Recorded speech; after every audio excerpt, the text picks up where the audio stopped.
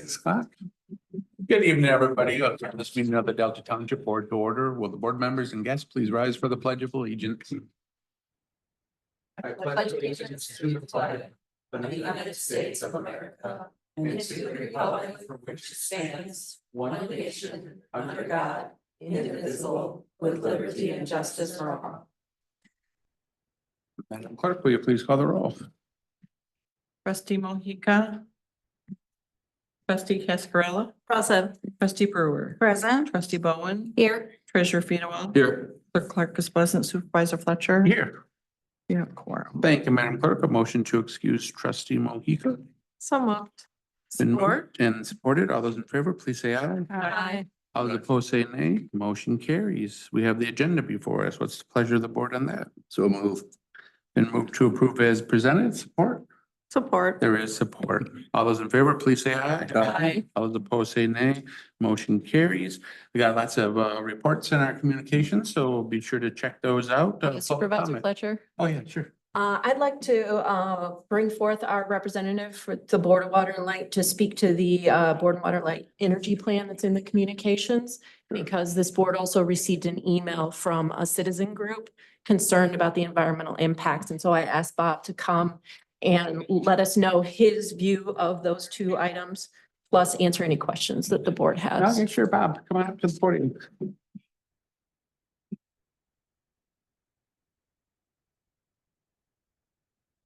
Yes, my name is Bob Worthy. I'm the Delta representative for the Board of Water and Light. I don't speak tonight for the Board of Water and Light because I'm a private citizen, but there was a letter received that essentially says that this development we're going to have in the Delta Energy Park is going to include a Rice engine. That's just a reciprocal internal combustion engine. And what that is all about is that we are transitioning from fossil fuel to renewables. The Rice engines, in a sense, are meant to be there in case we run short. If we don't have enough battery, if we can't produce enough with the existing turbines, and that's what those are for. It's essentially, in my view, we can buy several Rice engines and not have to put in another gas turbine. And so in a way, that is cleaner energy. It's not clean energy. There was a complaint that this was described as clean energy, and that's true in previous meetings. Board of Water and Light personnel have indicated that the Rice engine is part of our clean energy plan. It is part of that plan to clean things up. It's not clean energy per se because it does emit carbon. As I understood it, and I don't have the sites for this, originally in the statutory language for the state of Michigan, they had lumped it in there. And so that's why we picked up on it that way. Actually, at this at this committee, the whole meeting, which was on the 8th, not the 8th of July. When we get those minutes, you'll see that I said, does it make sense for us to call the Rice engines clean energy? And it was indicated that was part of the statutory language that had been changed and we wouldn't do it anymore. So we did change course there. The other issue is the battery storage. That's a technology that is extremely disruptive. I was at the Tesla plant in North California about 2 months ago, and those batteries are, the size of a container or like a semi truck. And they're very expensive, start at $1.5 million, and that's for a 2-hour battery. So all the consensus is that these prices are going to drop dramatically. So while it makes a lot of sense to buy some batteries now and get started, it's not the time to get into this technology with both feet because it's going to be a lot cheaper and it could be something that we take a wrong course on. So being conservative, I think, makes a lot of sense there. Before I got on the board, I was down to Oak Ridge National Labs and I toured their battery development department. And again, the battery sizes are coming down, prices are dropping dramatically, and power output's going up. So we have to see where that takes us. Some of the comments in this are correct, but it's really a matter of this is how I would use the asset if I had it. And I don't have the decision make. I don't have the knowledge to know. But I trust this. Every time I'm able to ask one of the people at the board who's an expert, the answers they give me make a lot of sense. And I think we're headed in the right direction because you have to remember the Erickson plant was a coal-fired plant. And now the coal plant has been decommissioned. It is a natural gas plant, which of course is a hydrocarbon, but we're headed in the right direction. And I think we're doing it cautiously. And expenses like this, we can't afford to make a mistake. We as a society and we as a board. So I can tell you that I don't think the board, I don't think there's a lot of doublespeak. I think there's some communication that's not really understood fully. And I have full faith in the management at the board right now. I think we're going in the right direction. We're we're in top of the class in a lot of things we do on water. And I think you have to travel a lot to see, then you can really appreciate what the board does. I mean, I was in another city the other day and I drank some, tap water and you get the chlorine taste and they don't use chlorine because it gives you that aftertaste. So it's a little more expensive to go the other way, but that's what everybody would like. So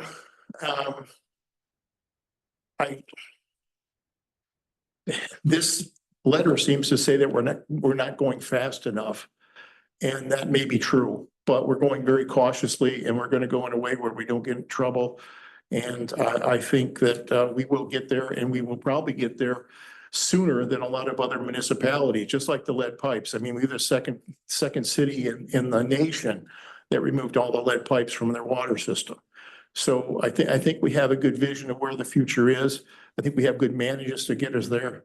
And if you have any specific questions on any of the specifics in this letter, I'd like to try to address them for you. You have any questions? Dennis? Yeah, I mean, just a comment and then a question not pertaining to the letter. I read the letter and I think the township officials were all CC'd as well as a number of other municipalities. So I don't know how many Delta citizens were actually comprised of that organization, that wasn't made clear.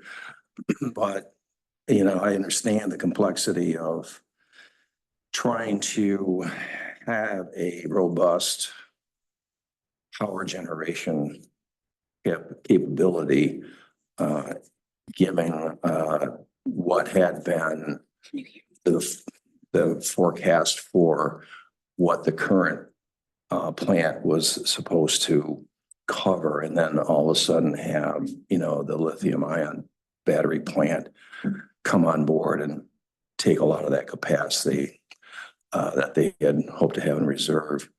And I would assume that some real thought went into the option of buying the electricity source off the grid from other suppliers versus building another gas-fired plant at the Erickson site. I assume that was part of the analysis in the decision-making process. So I don't second guess that at all. So it's a tough situation. I personally am wondering how much with the battery plants that are being constructed, how much are going to be at capacity, because of the major car manufacturers are rationing back from all electric to hybrids. They made that clear. There's just not the market expectation for pure electric vehicles. So they're rationing back. There still has to be batteries in hybrids, but they're smaller. So I don't know how much that impacts the capacity of a particular battery plant when they plan for all vehicles or most of the vehicles being battery powered, electric powered. So I don't have time to get into that analysis, but the question I have for you is, we just got notice, I think it was through the LSJ, of almost double-digit biennial rate increases for electricity and also water at a different level. So the question I have for you was, and I think I know the answer, but were those rates anticipating what the cost is going to be for the covering the construction costs of this new electric plant on Erickson site? Yes, and it's a 6.9. It's not double digits, it's 6.9. That's the rate increase that'll go in effect in 24 if it's passed, Yeah, and it's 6% in 25 if that's passed. But yes, they were. And I just need to circle back. One of the reasons for the recip internal combustion engines is they can be turned on immediately. Those big turbines take days or weeks to commission. And so if you find out you're short of energy, it takes you a week to get that thing cranked up. With this, you turn it on and it's running within a matter of an hour. And so we don't risk not having enough power for everybody. And that is why they're there. Are they efficient? Not as efficient as a lot of people would like, but they're there because we can fire them up real quick. If we don't need them. And the other thing is, when we went to the state of Michigan and we asked for a permit, we gave them numbers as if those would run 100% of the time. They won't. They probably won't run 50% of the time. I can't get an exact number from the board. It's somewhere between 40 and actually I've heard as low as 30 and I've heard as high as 50, but that's a worst case scenario. So that mitigates the amount of, pollution we have to put in by only running them as we need them. yeah. And that's why we have multiple, so we can turn 1, 2, or 3 on. And that's the theory behind that. Mhm. And yeah, all the budgetary numbers that you see for that energy park are included in that rate increase. Okay, thank you. It's good to know. Questions? Andrea? Yeah, Bob, on that, I thought I recall, when we did the tour of the new plan, Dick had shared, I thought that was always part of the plan to ensure that baseload generation at peak times to have those engines that can fire up quickly. Or was that a newer decision? No, it's been. That's what I thought. All the communication might not have been, disseminated to all the parties that, that are parties to this, but that's always been the plan, that if we need extra, this is how we're gonna get it. And years from now, we'll get it from more battery storage and we'll get it from more renewables. But this is even going to get more confusing when we get closer to 100%, because we haven't even talked about buying energy credits and imagining that we're not running engines. And that's how the law works. And we're going to get into that in the future. Yeah. So yeah, it's very complicated, but I understand some of it. Thanks for clarifying. I just didn't want to misspeak, but I thought that was my understanding. This was always part of the plan and allowed us to transition away from coal fired, which is much dirtier. Yeah, and it may be that we tried to package it. I'm not saying they did, but they might have tried to package it as a clean energy initiative because the law stated that the RICE engines are included in that. And we don't do that anymore. I don't have minutes from the committee of a whole meeting last month because I haven't got my package for next month yet, but that should reflect that, because I asked the question saying it just doesn't, is it our best interest to call this clean energy? And they said, no, we're not doing it anymore. Yeah. So. Yeah, fair enough. I just want to commend BWL because they really have been at the forefront. And I think there are a lot of folks that would love to be, carbon free, but that is a process to get there. And I think our utility has really led within the state and on that front on transitioning to renewables. And, it is a process. I understand that as well. Appreciate the updates that you're giving today, though. Okay. Other questions? No, okay. I'd like to clarify the email that came in from the environmental group was actually forwarded by a Delta resident who lives on Millet Highway. So it did come from someone, at least one family or residents here in Delta. And thank you so much, Bob, for coming in and for addressing this. I think that the communique in our packet that talks about the balance between reliability, sustainability, and affordability is really key to understanding the forward looking of this plan. that we do want our electricity to be reliable and affordable, but sustainable as well. And looking up some of the articles about the Eagle hearings, when your permit was, or the BWL's permit was under consideration, there were a couple of things like the federal levels for this carbon contamination in the state of Michigan does not follow those federal levels. And when people brought up the idea of environmental and social justice and how this impacted traditionally lower income communities, they said that the state of Michigan does not have anything that addresses that kind of thing. So if there are ways for, if the letter from the environmental group and from the resident, if they're concerned about those things, those are things that they can look into at the state level to change that sort of thing. I think that knowing that these are backups, that they are just there in case we need them, I think that that can allay the concerns about the environmental impact, that they're not going to be running all the time and that we need them. And I think also because we are not a regulatory board here, we're just here in the township, Eagle is the regulatory board. Just to keep in mind that the reason that we need these, that these were planned for was because of the energy needs of this community. We're growing. Not only, you know, residents, but also businesses and industry. And so that has led to this. So once again, thank you so much for coming in. And I appreciate the chance to talk about this. Glad to do it. Thank I appreciate it. All right, thanks. Take care. I'm gonna skip out. No disrespect. Yeah, that's okay. Public comment? Anybody else in the audience would like to speak this evening? Yep, come on up to the podium.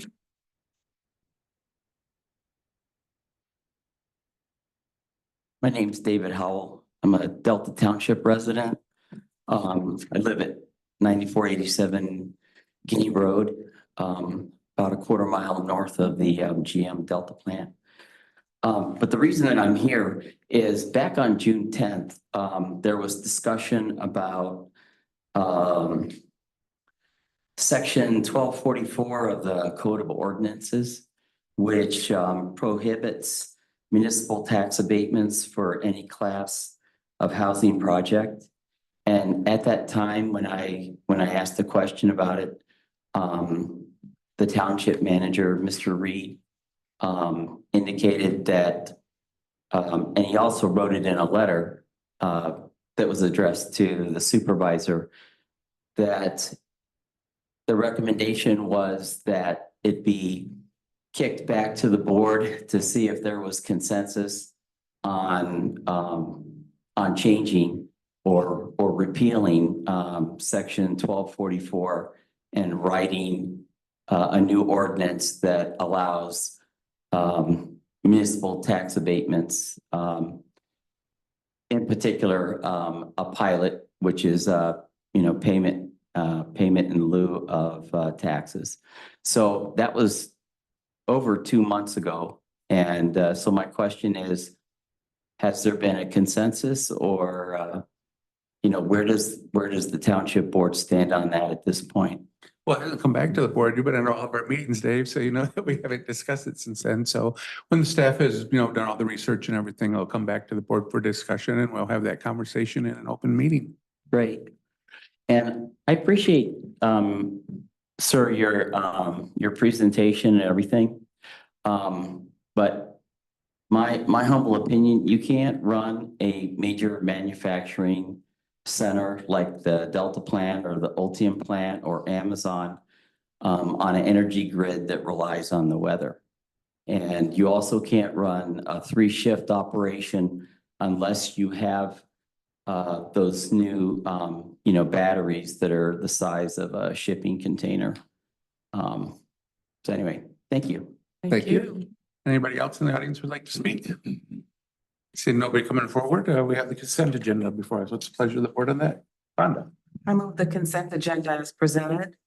Is there support? Support. There is support. Madam Clerk, will you please call the roll? Trustee Brewer, Yes.